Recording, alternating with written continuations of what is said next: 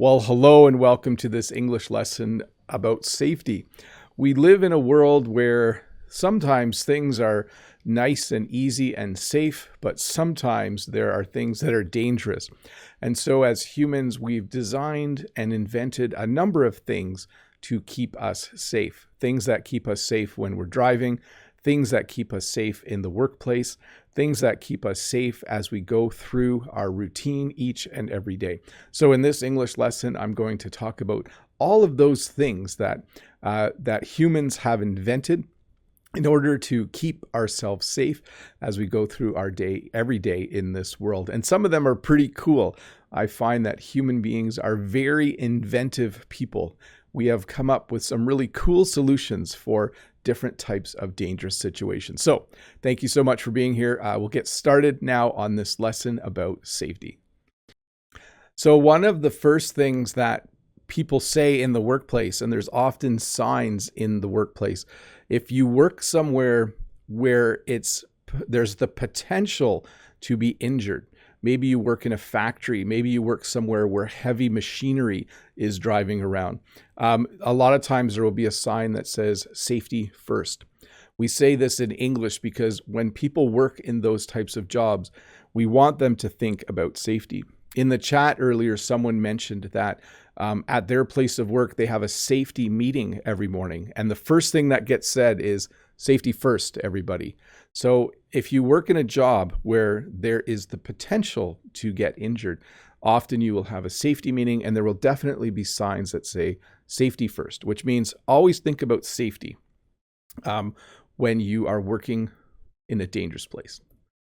So one of the things that is the most recognizable in terms of safety is what we call a seatbelt. A seatbelt is something that you put on when you get in your car. I have been wearing my seatbelt diligently ever since I have started driving a car.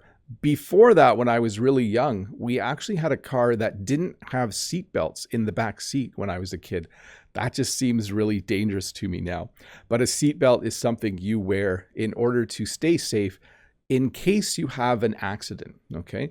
So if you bump into someone or go in the ditch, or if you get hit by someone, if you are in a car accident, the seatbelt will keep you safe. And we've also added something called an airbag. An airbag is something that deploys. We always usually just say the airbag's popped out, but the airbag will deploy when the car senses that you are in an accident.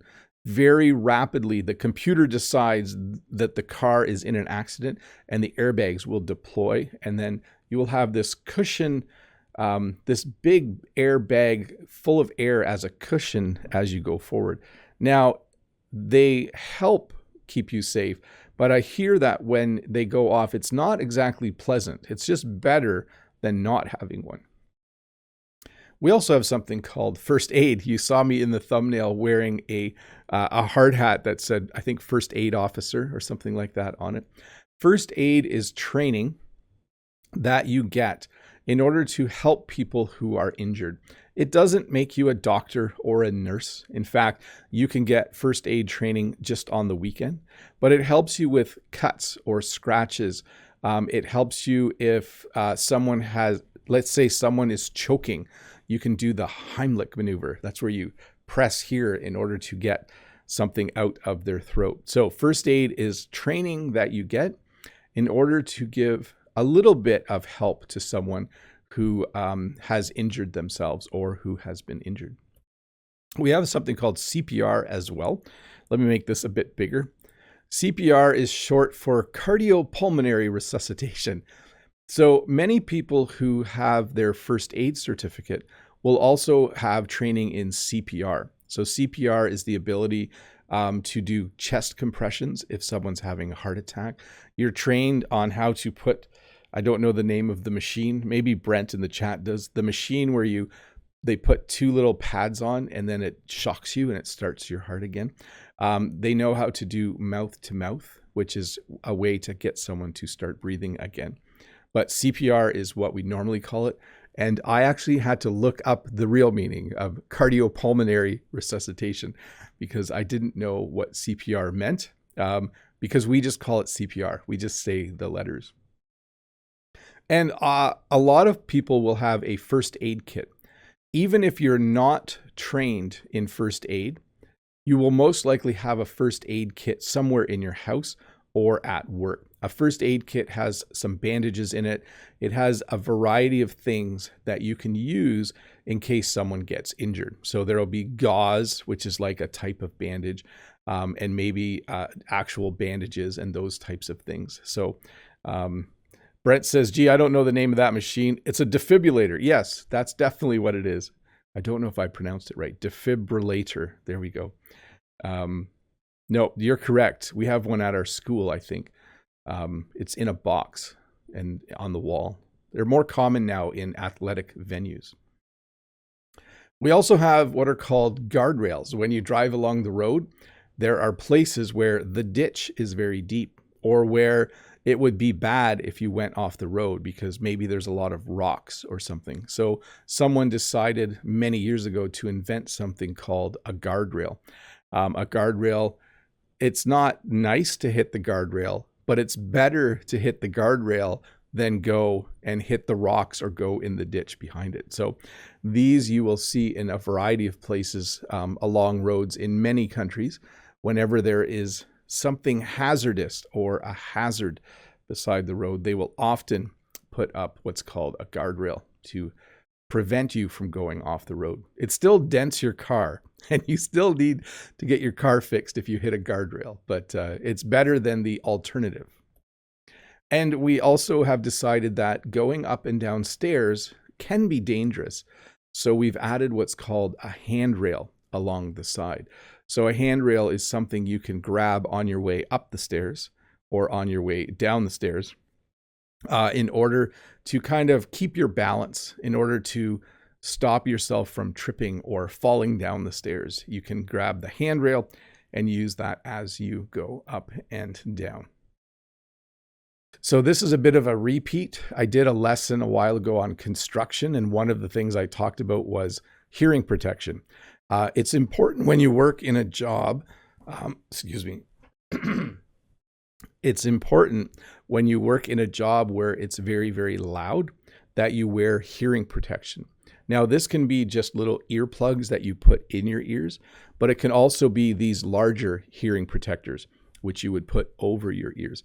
If you worked, let's say, at an airport, if you were a baggage handler at an airport, you would probably wear hearing protection. If you ran a jackhammer on a construction site, you would wear hearing protection to protect your ears, because if you hear noises that are too loud too often, you can start to go a little bit deaf. So it's always good to wear hearing protection.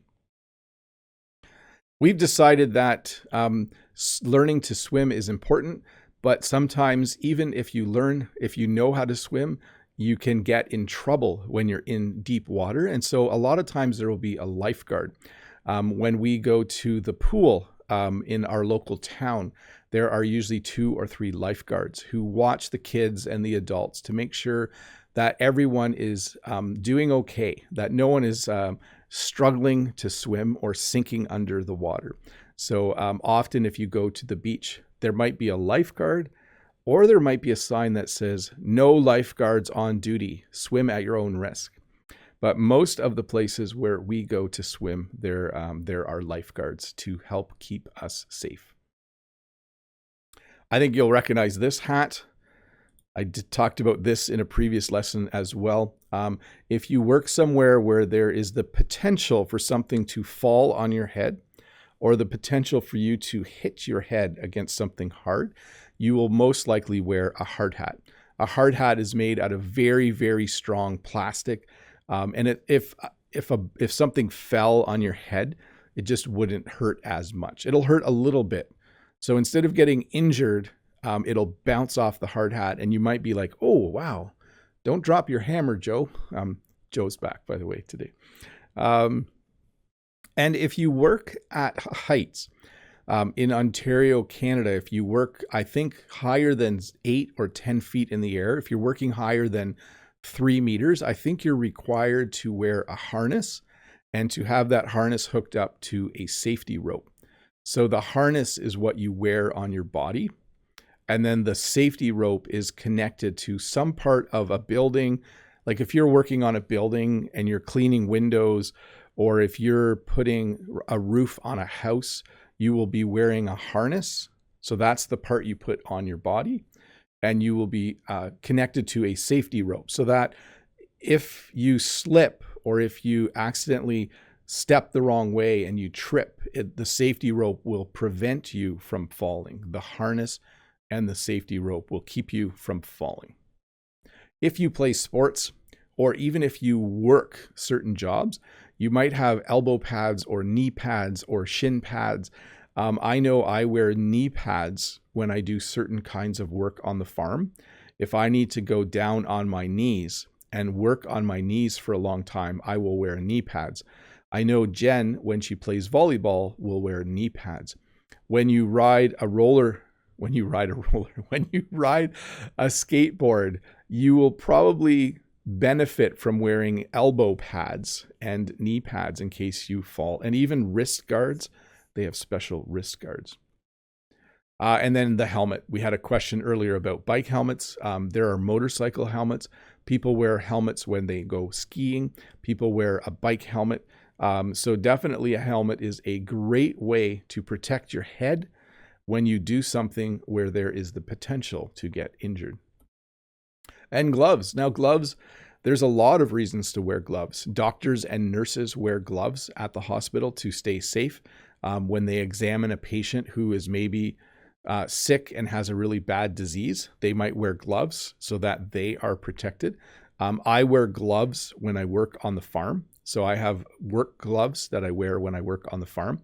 If you go outside in the cold, you'll wear gloves so your hands don't get cold. Maybe, and even in certain sports, you'll wear gloves. Baseball players often wear batting gloves when they are up to bat so that they have a glove on their hand. So gloves are a great way to protect your hands and to keep your hands safe. And then there's the literal safety net. If you've ever gone and watched what we would call a high wire act or a tightrope walker, sometimes they do it without a net, but mostly they will have a safety net or a net below them. Now, the word safety net in English we use in a lot of ways. You could say this: I have $1,000 in the bank and I never spend it because it's a safety net. So you can use it to talk about any time you're keeping yourself safe in life. Maybe you could say, I have 2 jobs because I have the one job. It's just a safety net in case I lose my other job. So a safety net can literally be a net, but it can also be anything in life that protects you. Sorry, I'm just laughing at Ty's comment. It's an inappropriate comment, but I'm laughing anyways. We have created signs. Signs are one of the things we have created in order to have safety in the world, especially things like street signs. But you'll also have signs that say things like, watch your step. If there's an uneven surface, we have stop signs. We have signs that say the road ahead is going to be curved. We have signs at school that say, please stay 2 meters apart. We have signs now that say, please wear a mask. So we have decided that one of the ways to keep everyone safe is to inform people of things that are dangerous. So we have stop signs and all kinds of street signs to do that. We've also created what are called barriers. A barrier is something that we put up in order to stop people from going in a certain direction. Let's say the road was impassable because of the snow. Not impossible, but impassable. You could not go down the road. The police would put up a barrier. So they would put up a barrier that says road closed ahead. Sometimes when you go to a concert, there's a barrier at the front of the crowd, so they can't get to the stage. So we've decided that barriers are a good way to keep people safe, to prevent people from going places that they should not go. And in addition to that, we have decided that flashing lights, a flashing light almost always means pay attention or warning or watch out. So when you see a flashing light, When you're driving and in the distance you see a flashing light, you know that if it's a blue flashing light, it's a snow removal vehicle. If it's a red flashing and blue flashing light, it's probably a police officer. If it's an orange flashing light in Canada, it's probably construction. We have decided that flashing lights are a good way to let people know that they need to pay attention. Something up ahead or something needs their attention. And then I didn't know what this was called. I call it the backup beep alarm or the backup beep. But many machines and trucks and tractors in Canada and around the world now beep when they back up. So when I'm in my classroom, sometimes the garbage truck comes to our school and you can hear the garbage truck coming because the garbage truck backs in and it goes beep, beep, beep, beep. I'm not very good at making beeps, but a beep or a backup alarm is something that we decided was a good idea. It warns people that a vehicle is driving in reverse because the driver maybe can't see everything behind them. So the beeping alarm helps warn people that a truck or tractor or something is coming. We don't have them on cars, by the way, just trucks and tractors and small equipment and backhoes and excavators and those kinds of things.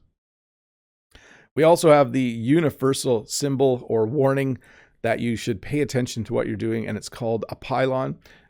Normally they're orange. I don't know why I picked a red one. Almost all the pylons in Canada are orange, but pylons are sometimes placed on the street, and it's to prevent people from going where they shouldn't, but also to guide people to go where it's safe to go. So sometimes when there's an accident, they will put up pylons, but a pylon is just a handy way to warn people, especially when they're driving. And we also have flares. So I've never actually put out flares, but Jen and I were driving home the other day and it was very, very snowy. It was a very, very bad snowstorm. And all of a sudden up ahead, we saw 2 fire trucks, 3 police cars, and there were cars in the ditch. And the firemen, by the way, go to car accidents in Canada. I don't know if they do in your country.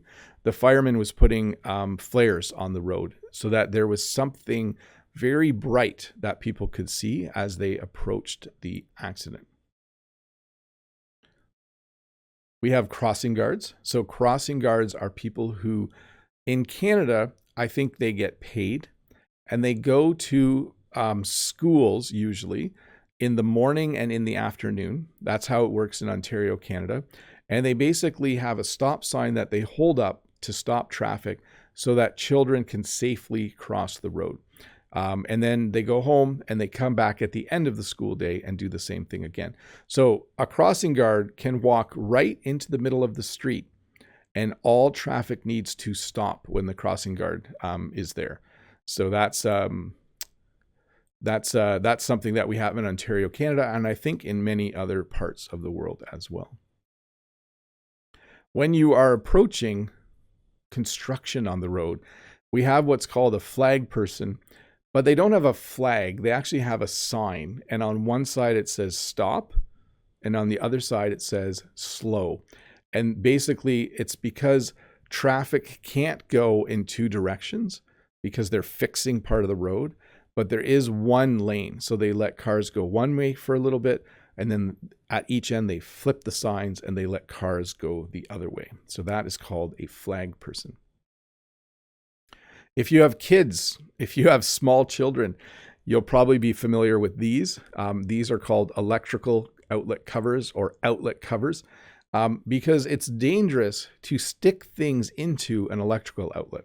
Now, we have more modern outlets now where they're always closed. You can't push things in, but a lot of the older outlets look like this. And if a child was to put something metal into those holes, they might get electrocuted. As we mentioned, electricity is very, very dangerous. So we have outlet covers that you can buy, and they're plastic, and you stick them in all your outlets when you have very, very small children who are starting to walk and starting to explore your house. We also have what's called a baby gate. We had several baby gates when our kids were really, really little. Sometimes parts of your house are safe, but other parts of your house might be dangerous. There might be stairs.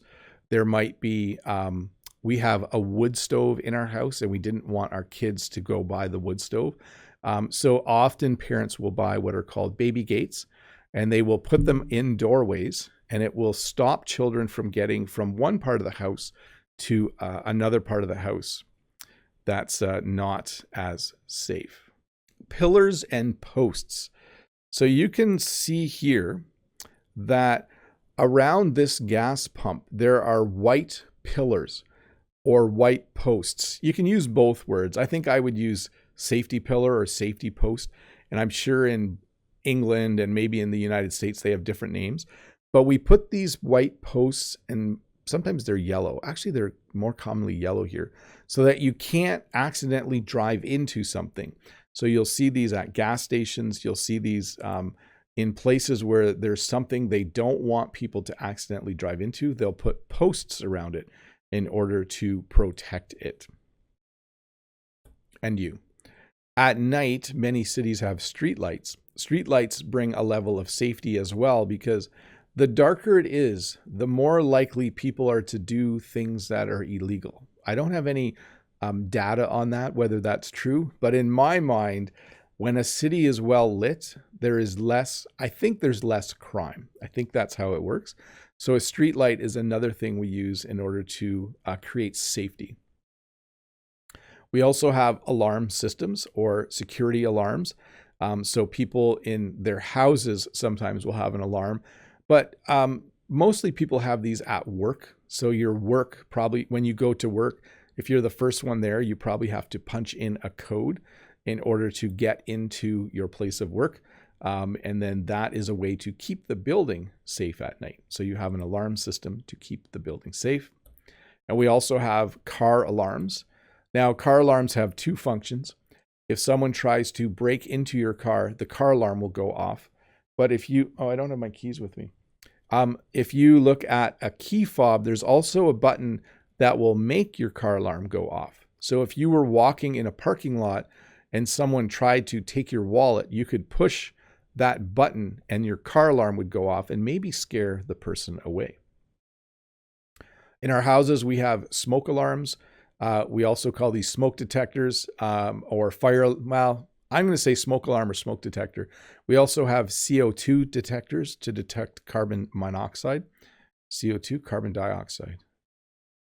Yeah, interesting. Carbon monoxide detector. CO2 detector. No, I'm pretty sure it's a carbon monoxide detector. Don't quote me on it, but we have alarms in our house to warn us if there is fire or if there is smoke. And some buildings, not homes, but some large buildings also have a sprinkler system so that if there is a fire, water will simply start to shoot out of the nozzles in the ceiling and it will put the fire out. A good way to keep you safe. But if you're in the building, you will be safe and soaking wet at the same time. And of course, we have fire extinguishers. On our farm, we have 3 fire extinguishers. In our school, I think there's a fire extinguisher in every hallway. We have a fire extinguisher in our kitchen. It's just a good idea to have a fire extinguisher, at least one, even if you live in a small apartment. Just in case you have a small fire, you have a way to put it out very, very easily. Sunglasses. So the sun doesn't necessarily damage your eyes, but certainly sunglasses are great because they help you see better when it's really, really sunny out. So hopefully you have a nice pair of sunglasses to wear when the sun is high to kind of keep you protected a little bit from the sun. It's not a big deal if you don't have them, but certainly if you are driving on a sunny day in the winter, when the sun is coming into your car and the sun is bouncing off the snow, it's a good idea to wear sunglasses to stay safe. And of course, if you're doing anything where you want to protect your eyes, you will wear safety goggles or eye protection. This is a very common thing to wear if you are building something in a wood shop out of wood, or if you're working somewhere where things could fly and hit your eye. You will definitely wear eye protection. And then we have yellow vests and orange vests, although these mean something else in France now. When people are upset, they protest wearing these vests. But often if you work somewhere where you need to be highly visible, when you work somewhere where you want people to be able to see you, you will most likely wear a yellow vest or an orange vest, and it will have reflective tape on it as well. When I drive by a construction site, when they are doing road work or road construction, everyone is wearing a yellow or orange vest because they want to be very, very visible. So it keeps them safe by making them highly visible. And of course, when you cook something in the oven, you can't take it out with your bare hands. You have to wear an oven mitt. The oven mitt keeps your hands safe when you are taking something hot out of the oven. Sometimes when you go to the vet, when we take Oscar to the vet, he has to wear a muzzle. Oscar does not bite people, but Oscar doesn't like the veterinarian. Oscar doesn't like getting needles. So when he goes to the vet, we put a muzzle on him so that he can't bite people. So definitely a muzzle is something that sometimes you put on a dog to prevent that dog from biting people. Sometimes on your phone, you get an alert. I actually got an alert last night. We have something in Canada called Amber Alert. Sometimes when a child goes missing, all of our phones will buzz and ring, and it will say Amber Alert, looking for a car fitting this description, child missing. Sometimes you get a weather alert on your phone and it says dangerous weather in the area. So sometimes you'll get an alert, which is kind of a warning telling you that something is happening or going to happen that might be dangerous or that you need to know about. And then of course, masks.